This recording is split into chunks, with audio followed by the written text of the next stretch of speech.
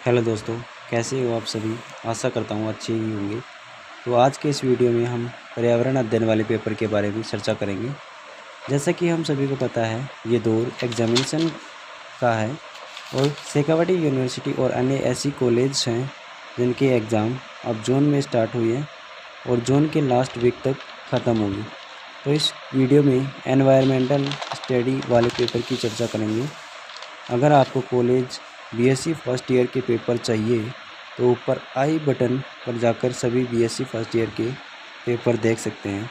तो ज़्यादा टाइम ना लेते हुए वीडियो स्टार्ट करते हैं।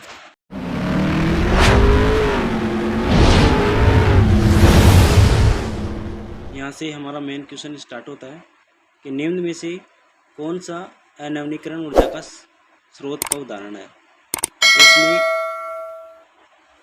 अनवनीकरण यानी पानी, सौर ऊर्जा और जंगल और कोयला एवं पेट्रोल, इनमें से कौन सा है। तो राइट आंसर होगा हमारा डी। उसके बाद में है पारिस्थितिक तंत्र का जैविक घटक है। पारिस्थितिक तंत्र का जैविक घटक क्या है ये हमें बताना है। तो इसका राइट आंसर हो जाएगा सी। इसका राइट आंसर सी हो जाएगा, उत्पादन। उसके बाद में वन्य जीव संरक्षण अधिनियम कब स्थापित हुआ। वन्य जीव संरक्षण अधिनियम कब स्थापित हुआ। 1952, 1972, 1980 या फिर 1970। इसमें राइट आंसर हो जाएगा हमारा 1972। उसके बाद में है हमारा निम्नलिखित में से कौन सा जीवाश्म ईंधन है। तो ए में तार, बी में कोयला, सी में पेट्रोलियम और चौथा में यानी डी में उपरोक्त सभी। तो इसमें हमारा राइट आंसर हो जाएगा उपरोक्त सभी। उसके बाद में प्रश्न नंबर 5, मृदा अपरदन को कैसे रोका जा सकता है। मृदा अपरदन को कैसे रोका जा सकता है ये आप सभी को पता है कि वनीकरण करके हम मृदा अपरदन को रोक सकते हैं। उसके बाद में हमारा राइट मतलब प्रश्न नंबर 6 हो जाएगा। उसमें देखते हैं कि पृथ्वी की सतह रिक्त स्थान प्रतिशत भाग जल से घिरा हुआ है। तो इसमें ए में 80%, बी में 94%, सी में 82% और डी में 75%। वैसे 71% होता है राइट आंसर, लेकिन इसमें 71% नहीं है, तो हमारा डी वाला राइट आंसर हो जाएगा। उसके बाद में हमें हमारा प्रश्न नंबर 7, गांव में सामान्य ऊर्जा का स्रोत है। गांव होता है उसमें सामान्य ऊर्जा का स्रोत क्या होता है वो हमें बताना है इसके अंदर। तो मेरे हिसाब से तो डी ऑप्शन राइट आंसर है। लकड़ी एवं जानवरों का गोबर होता है वो गांव में सामान्य ऊर्जा का स्रोत है। उसके बाद में प्रश्न नंबर 8 कि जिम कॉर्बेट राष्ट्रीय उद्यान स्थापित हुआ था। जिम कॉर्बेट राष्ट्रीय उद्यान है वो स्थापित हुआ था, वो राइट आंसर हो जाएगा हमारा डी कि उत्तराखंड में स्थापित हुआ था वो। उसके बाद में प्रश्न नंबर 9, निम्नलिखित में से कौन सा गैसीय जैव भूरसायन चक्र नहीं है। तो भूरे मतलब कार्बन चक्र है वो गैसीय जैव भूरसायन चक्र नहीं है, तो हमारा आंसर हो जाएगा ये। उसके बाद में प्रश्न नंबर 10, पर्यावरण शब्द की उत्पत्ति हुई थी। पर्यावरण शब्द की उत्पत्ति अंग्रेजी शब्द से हुई थी क्योंकि एनवायरमेंटल से पर्यावरण शब्द की उत्पत्ति हुई है, तो राइट आंसर हमारा डी हो जाएगा। उसके बाद में प्रश्न नंबर 11, विश्व पर्यावरण दिवस कब मनाया जाता है। तो आप सभी को पता है ये कि विश्व पर्यावरण दिवस कब मनाया जाता है। ये राइट आंसर हो जाएगा हमारा बी यानी 5 जून को। उसके बाद में प्रश्न नंबर 12, निम्नलिखित से कौन सा मौसम कारक है। मौसम कारक कौन सा है इनमें से। तो इनमें से सभी हैं वो मौसम कारक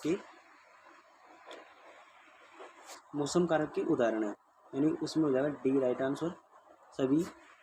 उसके बाद में हमारा 13 नंबर का प्रश्न हो जाएगा कि शाकाहारी को जाना जाता है, शाकाहारी होता है उसको जाना जाता है। तो मेरे हिसाब से तो इसमें बी है राइट आंसर, प्रथम श्रेणी उपभोक्ता होता है उसमें शाकाहारी को जाना जाता है। उसके बाद में प्रश्न नंबर 14, कि मानव की मूलभूत सुविधाएं दी जाती है। मानव की जो मूलभूत सुविधाएं है वो किसके द्वारा दी जाती है। तो औद्योगिकरण से, कृषि से, प्रकृति से, शहरीकरण से। राइट आंसर हो जाएगा हमारा सी, प्रकृति से हमें मूलभूत सुविधाएं दी जाती है, प्रकृति देती है हमें। उसके बाद में प्रश्न नंबर 15, प्रकाश संश्लेषण का उत्पादन या उत्पाद है, प्रकाश संश्लेषण का उत्पाद क्या है? तो ए में जल हो गया, बी में ऑक्सीजन, सी में क्लोरोफिल और डी में CO2। तो इसमें राइट आंसर हो जाएगा हमारा CO2।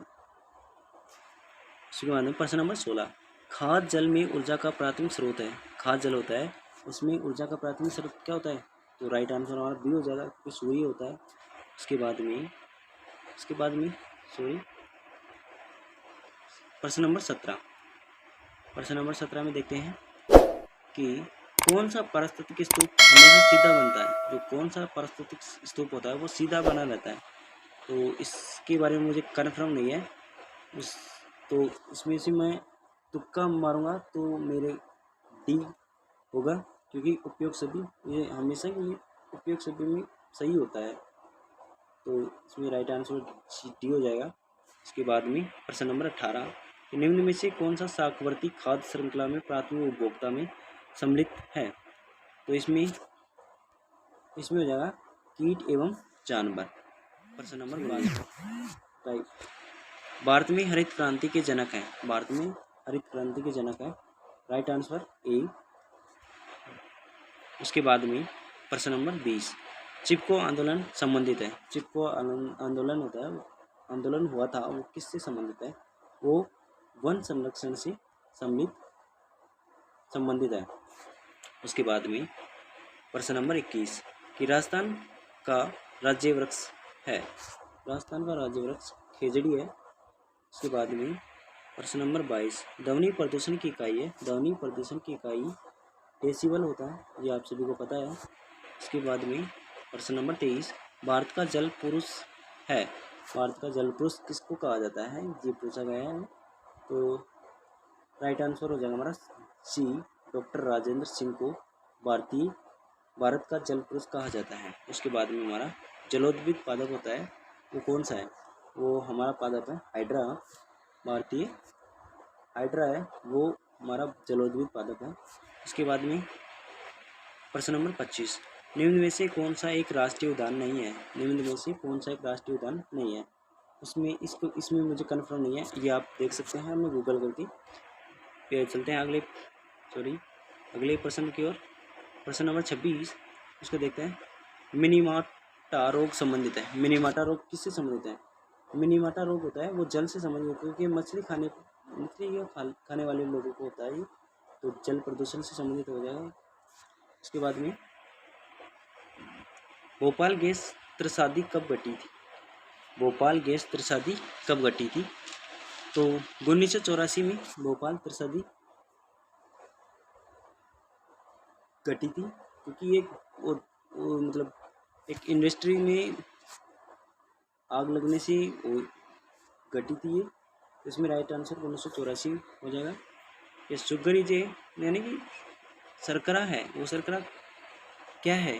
तो शर्करा है कार्बोहाइड्रेट, क्योंकि जैसे कि सेब हो गया, गेहूँ हो गया, इनमें कार्बोहाइड्रेट अधिक पाया जाता है, और शर्करा कार्बोहाइड्रेट का ही एक एग्जाम्पल है। तो राइट आंसर हमारा हो जाएगा डी हो जाएगा। राइट आंसर हमारा डी हो जाएगा। इसके बाद देखते हैं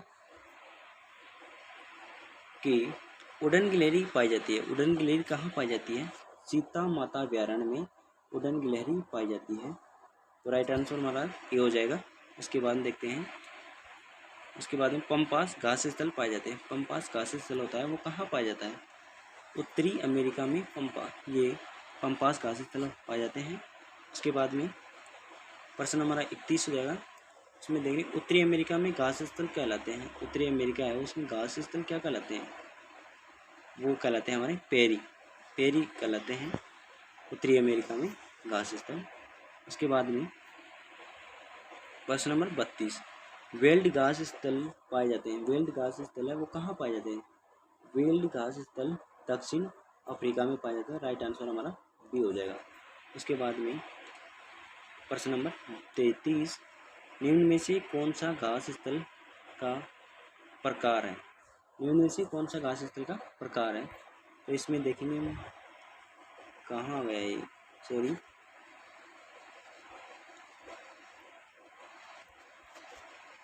33। हाँ, निम्न में से कौन सा घास स्थल का प्रकार है?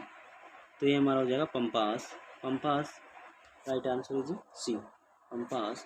इसके बाद में पारिस्थितिकी तंत्र में ऊर्जा का स्रोत है, पारिस्थितिक तंत्र है उसमें ऊर्जा का स्रोत किसे माना जाएगा? ऊर्जा स्रोत है, आपको पता है कि सबसे पहले में ऊर्जा सूर्य से मिलती है, तो सूर्य हो जाएगा राइट आंसर है सूर्य, राइट आंसर। उसके बाद में प्रश्न नंबर 35, हरित ग्रह प्रभावी गैस है, हरित ग्रह प्रभावी गैस कौन सी है? इसमें से तीनों गैसें हरित ग्रह प्रभावित रखती है, तो हमारा राइट आंसर हो जाएगा हमारा उपयोग सभी, राइट आंसर डी। इसके बाद में 36, भारतीय वानस्पतिक सर्वेक्षण स्थित है, भारतीय वानस्पतिक सर्वेक्षण स्थित है, तो ये हमें कोलकाता में भारतीय संरक्षण वानस्पतिक संरक्षण स्थित है, राइट आंसर सी। उसके बाद में प्रश्न नंबर 37 कि भारतीय वानस्पतिक सर्वेक्षण स्थापित किस वर्ष हुई थी? किस वर्ष में भारतीय वानस्पतिक संरक्षण स्थापित हुई थी? ये प्रश्न थोड़ा मुझे देखना पड़ेगा क्योंकि मेरे कन्फर्म नहीं है, सॉरी टाइम ज़्यादा लगने के लिए, बल्कि मैं देख रहा हूँ। हमारा प्रश्न नंबर था 38, प्रश्न नंबर 38, भारतीय वानस्पतिक संरक्षण स्थापित किस वर्ष हुई थी? तो ये हमारा राइट आंसर हो जाएगा इसके अंदर 1870 हमारा राइट आंसर हो जाएगा, क्योंकि ऐसे प्रश्न मेरे को आते नहीं है क्योंकि मैं साइंस का स्टूडेंट हूँ, ऐसे पढ़ा नहीं है इनके बारे में। फिर हमारा प्रश्न हो जाएगा 38, निम्नलिखित में से कौन सा सबसे बड़ा बांध है? इसके बारे में मुझे कन्फर्म नहीं है, आप देख सकते हैं गूगल करके। इसके बाद में हम देखते हैं मरुस्थलीकरण का कारण है, मरुस्थलीकरण का कारण क्या है? वन उन्मूलन, औद्योगिकरण, शहरीकरण, मुझे तो लगता है सभी है, क्योंकि है ही सभी, वन उन्मूलन भी हो रहे हैं, औद्योगिकरण भी बढ़ रहे हैं और शहरीकरण भी बढ़ रहा है, तो उपयोग सभी हो गया मरुस्थलीकरण का मतलब आंसर है, राइट आंसर है। उसके बाद में प्रश्न नंबर 40, पानी का वाष्पीकरण पौधे के किस भाग से होता है? पत्ती, सभी को पता है कि पत्ती एक ऐसा भाग है जहाँ पे पौधे का वाष्पीकरण होता है, पौधे के पानी का वाष्पीकरण होता है, तो राइट आंसर हमारा हो जाएगा सी। उसके बाद में चलते हैं आगे की ओर। हमारा 41 नंबर का प्रश्न है, भारत का प्रथम राष्ट्रीय उद्यान है, भारत का प्रथम राष्ट्रीय उद्यान है, तो भारत का राष्ट्रीय उद्यान D, right answer Jim Corbett राष्ट्रीय, ये हमारा डी आंसर राइट आंसर हो जाएगा। फिर 42 नंबर का प्रश्न है, नाइट्रोजन स्थिरीकरण जीवाणु है वो कौन सा है? तो राइजोबियम। उसके बाद में प्रश्न नंबर 43, पर्यावरण में सम्मिलित है, पर्यावरण में क्या सम्मिलित है? कि जैविक कारक, अजैविक कारक, दोनों या फिर उपयुक्त में से कोई नहीं, तो ए और बी दोनों है यहाँ पर, राइट आंसर सी हो जाएगा। उसके बाद में प्रश्न नंबर 44, UN सम्मेलन मानव पर्यावरण पर स्टॉकहोम में किस वर्ष आयोजित किया गया था? स्टॉकहोम में किस वर्ष आयोजित किया गया था? मुझे नहीं पता, आप देख सकते हैं गूगल करके। उसके बाद में हम चलते हैं आगे की ओर। सॉरी, प्रश्न नंबर 45, इसमें वायु में CO2 की मात्रा होती है, वायु में CO2 की मात्रा कितनी होती है आप बता सकते हैं अच्छी तरीके से? तो राइट आंसर हमारा सी हो जाएगा, 21% CO2 की मात्रा पाई जाती है वायु के अंदर। उसके बाद में निम्न में से कौन सा समुद्री वायु का उदाहरण, समुद्री वायु का उदाहरण कौन सा है? तो इसमें नदियाँ होती हैं, वो समुद्री वायु का उदाहरण होती है, राइट आंसर ये हो जाएगा।